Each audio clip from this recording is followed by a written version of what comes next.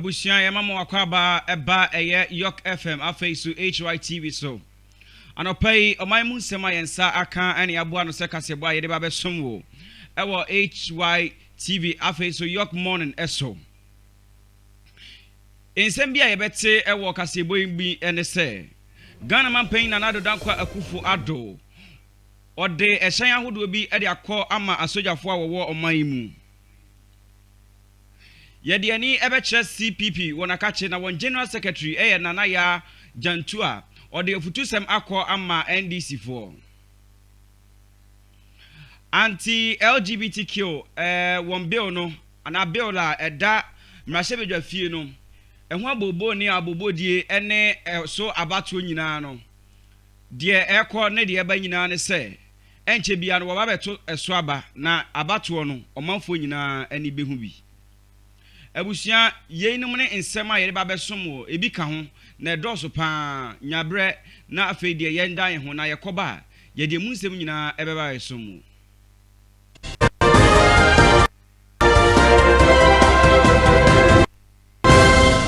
ade chemu nsem de nyankopon nanim ne mu nsem ne na de yode eminu mienu ena ya ye di huduma pa enti no nsema esi anajo esi anwumre amache ene de keka ho nyina no Yorke morning ya boa no se kasebo ebi so eye paper review ai de ba besom wo but won dey answer be share eye me Okamafo Clement any my weather for ewo Yorke morning so every Monday up to Friday eye 6 a.m. na fe yemfa insema esi wo mani mu nyina emesom wo ye bekọ amama nyina so ye bekọ epoye ne atoye ba bibiara asem no hye no ye de beba na afe minu mienu ya dwendwen ho na wahu oman no ne kanko ene ne bobre ba bia asi afa Shiamen na yendwin oman no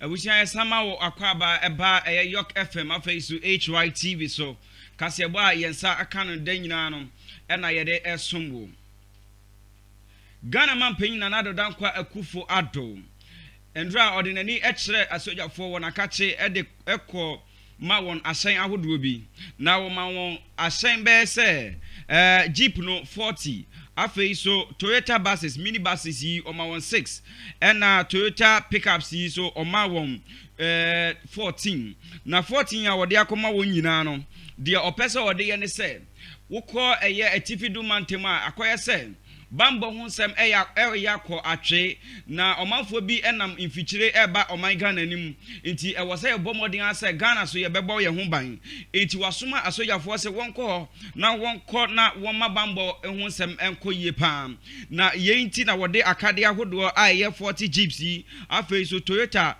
buses yi bako insia ena Toyota pickups yi eno so du 9 odi ama won se won bomodin ase wo kọ hono ma obetime ede akoye adwuma na oduru hono say no can him.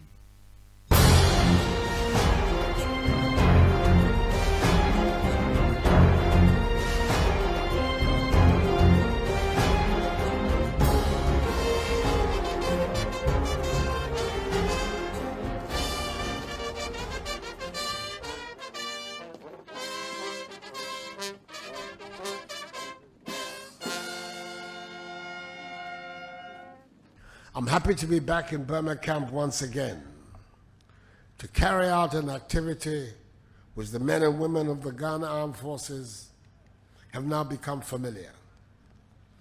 I was here on Thursday, 5th December 2019, and on Wednesday, 31st March 2021, to present to you some equipment to enhance your mobility, combat power, and overall operational and logistics capabilities.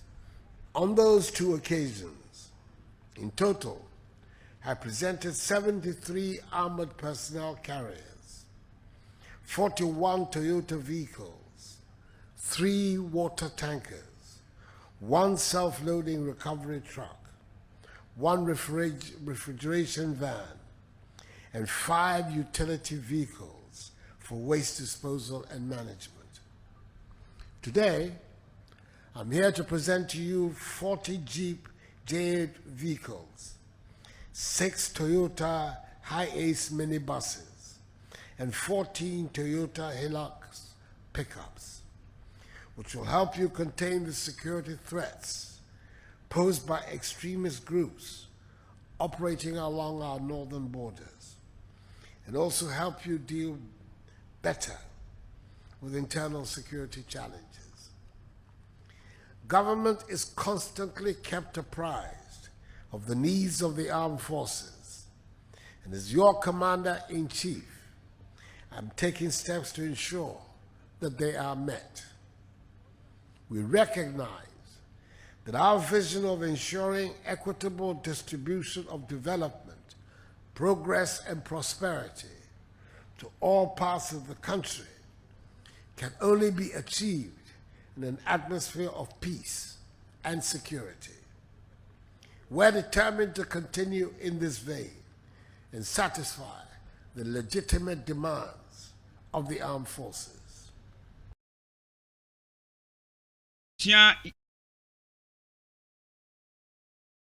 Nene ene yete no LGBT ehun sensem yi eba yi no ekamia yese imrahye bidwafo ene amampanyfo no ebi aka won de ebi so enkan won de na Ghana fo no bi adwen ne se Ghana yempanyfo no bi eta akire ebi so se ebi no enta akire yenti ama Speaker of Parliament Owura Alban Kingsford Sumana Bagbin wahye imra anase wode hihye bi ato akwan mu de oka nyina ne se anti LGBTQ bill la eda parliament no enche bia wo beto so aba na wo bebo modin ase abato no wo be ma obi biara oye imra hye bedwani no na bato no obi ara ebehu na chese omanfo ye tifie kura ye hwe ye TV so ene ade a ye behu se MP hanum eno otomaye anase MPA o support anase den on support inti o de sanse mi nyina etudwa endura wo hia ye e wo parliament. I know Ghanaians are expectant, and I know we have over 100 petitions before the Committee on Constitutional, Legal and Parliamentary Affairs, but we'll try not to allow any filibustering of this bill.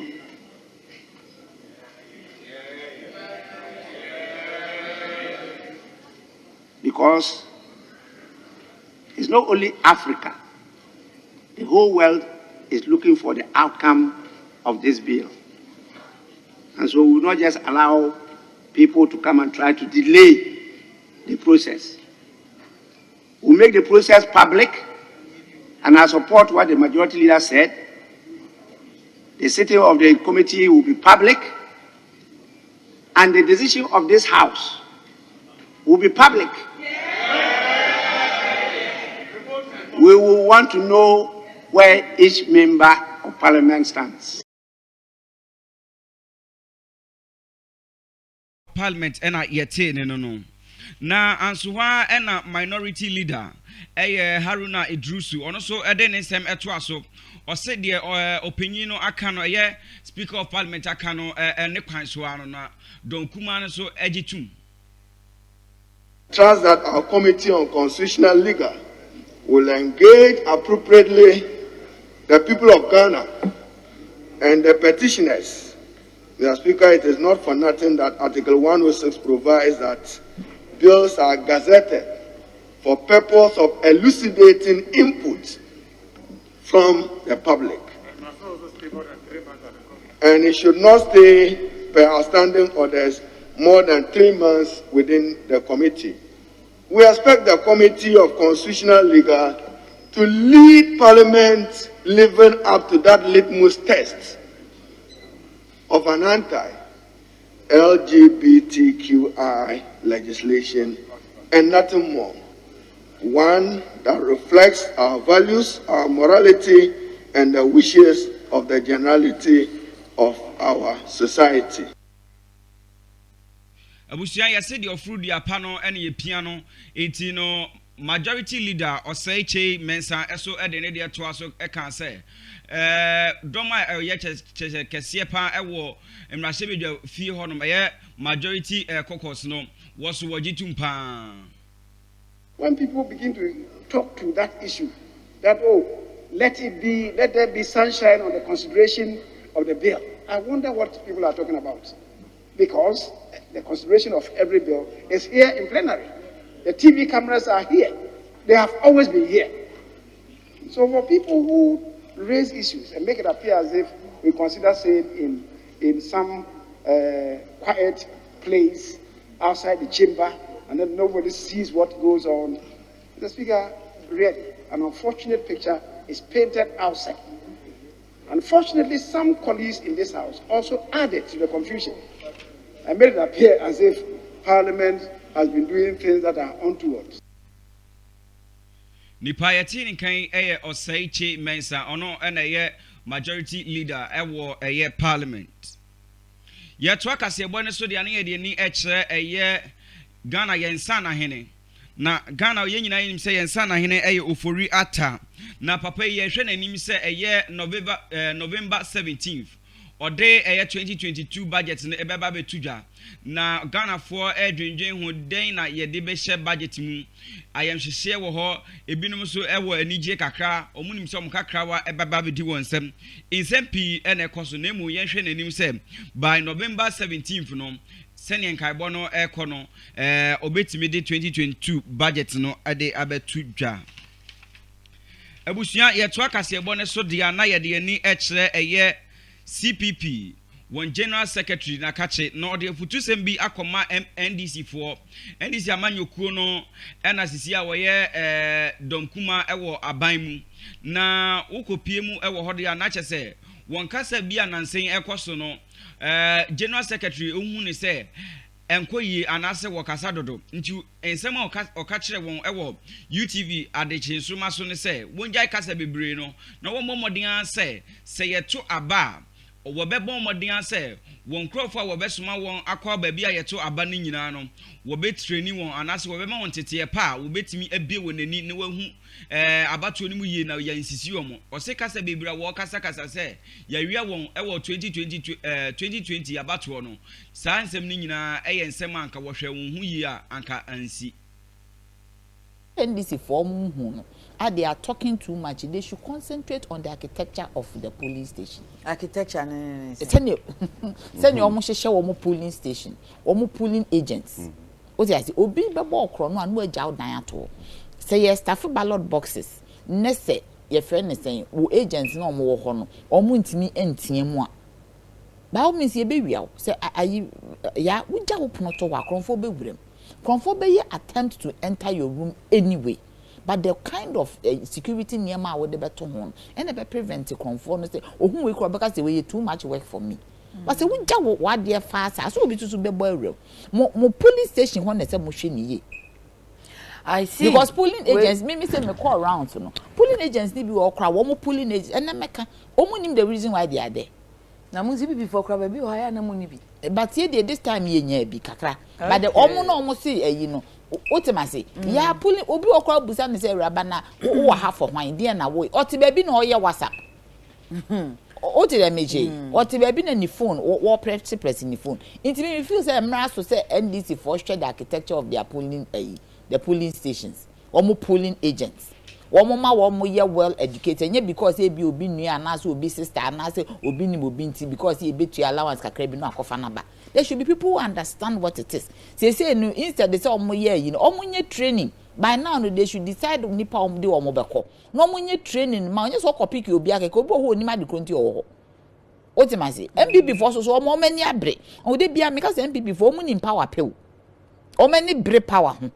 Nti bibi omo be ye omo be nya power no. Ehia wom me ya for futu esuma wo CPP for no na na wa ba yi jim change aba ye be hu nyama I say wo hu kakra akra se ba o ti ase I mean ye be ye ni asesa ye reorganization ni ade ba de bia me ka se ye de ne ye resources na ye limited nti se omo bia wo CPP mu ana se wo ye CPP ni ba ana bu kra wo ni mo kra na ye CPP ni ba na se o papa no ye CPP no mo bo yi Kwame Nkrumah chi domo wo ho bia me bo wo mo konyi no mo mrafi yetimi ye we nyina mo be ye na be ye o makona mo ma yes yetimi ye we nyina ye be koye nim okay o ti ase you should be hungry for power.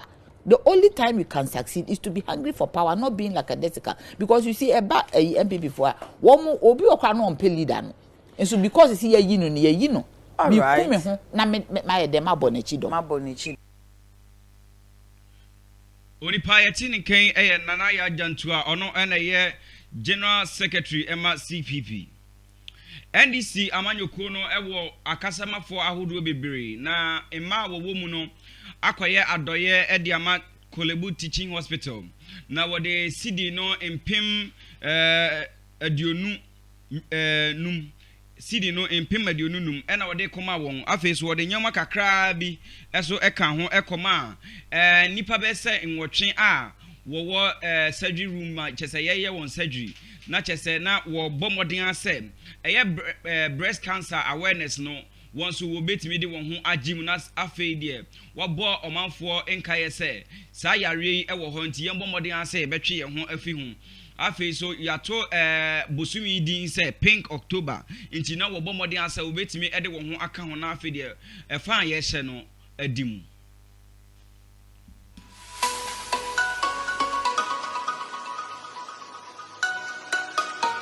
This morning, the female communicators of the National Democratic Congress, recognizing that this is October and October is creating awareness for breast cancer, we took the opportunity this morning to visit the department to let the doctors know that through it all we are with them, and also to the patients we serve them hot meal, 100 packs of hot meals. We've also donated some toiletries to the department so that it can help them with their day-to-day sanitizing the place and taking care of their patients. All we want them to know is that we from the National Democratic Congress, especially the female communicators, are supporting them in whatever they do. It's not easy to take care of these patients, and I think that the nurses and doctors should be commended. And also to the patients, we wish them well. We know that going through this treatment is not easy, but by the grace of God, as we have given our token to pay the bills of at least 8 patients, we know that the Lord himself will heal them and give them a restoration. This morning we are really happy that you're also coming in your own way to be able to support our patients, to be able to have their needed treatment for a better outcome. And so on behalf of all staff of the National Director and the staff of the National Radiotherapy Oncology and Nuclear Medicine Center, we want to say thank you very much for supporting our patients. And I know with all the things that you've done, it will go a long way to help our patients. Thank you very much.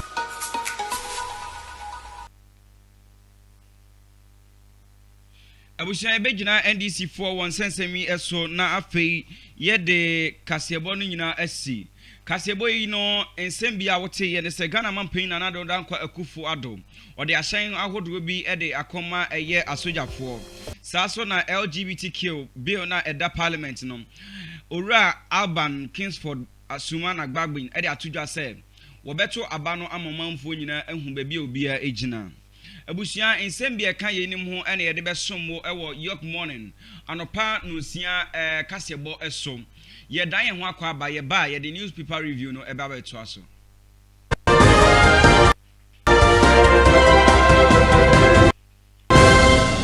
ade chemu nsem de nyankopon nanim ne mu nsem ne nade yode minumie no ena ya ye di huduma pa enti no nsem a esi anajo esi anwumre ahomache ene de keka nyina no Yorke morning ya boa no se kasebo ebi so eye paper review ai de ba be somwo but what they answer obe share eye me Okamafo Clement any my radio for ewo Yorke morning so every Monday up to Friday 6 a.m. na fe yemfa nsem a esi wo manim nyina emesomwo ye be kwa amama nyina so ye be kwa epuye ne atoye ba bibiara asem no hye no ye de beba na afe minumie no ya dwendwen wo na wahu oman no ne kanko ene ne bobre ba bia asi afa shiamen na yendwen oman no